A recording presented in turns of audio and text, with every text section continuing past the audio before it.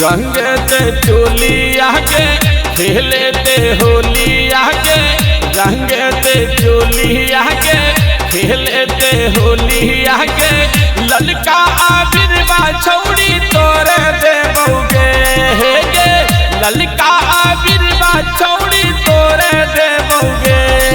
अरे गोरे गोरे कलिया लोही रंगे देबो रे, चोली के मई भितरी रंगमा डाले देबो रे।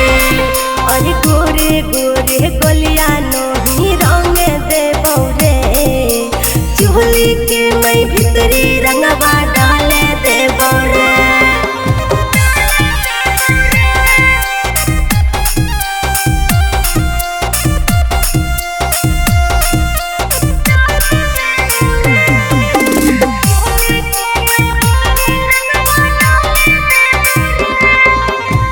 रसगुल्ला लागो छौड़ तोहर गाल के, रंग चोटी डाला बेतो और बवाल रे। रसगुल्ला लागो छौड़ तोहर गाल के, रंग चोटी डाला बेतो और बवाल रे। डाली हम लहंगा के भीतर देबोगे छौड़ी, डाली हम लहंगा के भीतर देबोगे। अरे गोरे गोरे कलिया लोही रंगे देबो रे, चोली के मई भितरी रंगमा डाले देबो रे। अरे गोरे गोरे कलिया लोही रंगे देबो रे, चोली के मई भितरी रंगमा डाले देबो रे।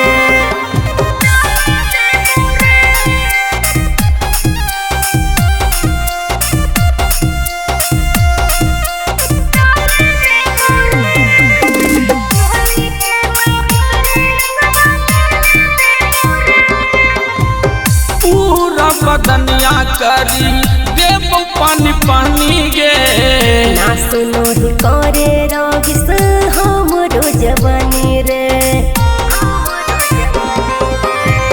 पूरा बदनिया करी देबो पानी पानी गे, ना सुनो ही करे रगिस हमरो जवानी रे।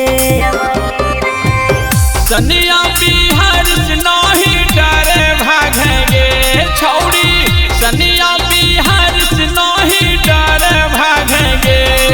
अरे गोरे गोरे कलिया लोही रंगे देबो रे, चोली के मई भितरी रंगमा डाले देबो रे।